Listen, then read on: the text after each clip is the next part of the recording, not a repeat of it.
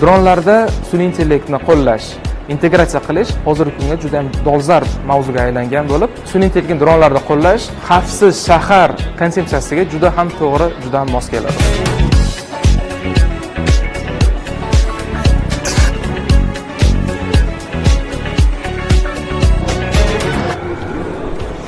Kelajak texnologiyalarni amaliyotga tatbiq etish Milliy gvardiyaning ustuvor yo'nalishlaridan biridir.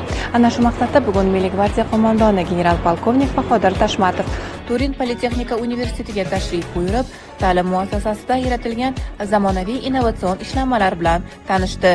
Tashrif davomida xizmat faoliyatiga ilg'or texnologiyalarni keng joriy etish, xususan sun'iy intellekt, robototexnika va dron texnologiyalaridan samarali foydalanish bo'yicha istiqbolli yo'nalishlar muhokama qilindi. Video kameralar borku, xavfsiz shaharda. Bu xavfsiz shahar hammasi mana shu telefon markaziga qilingan. Asosiy boshqaruv dunyoda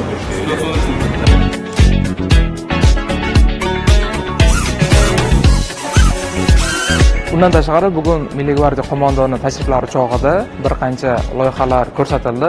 Patrullik yo'nalish bo'yicha dronlarni va robotlarni qo'llash bo'yicha ham kelishuvga erishildi.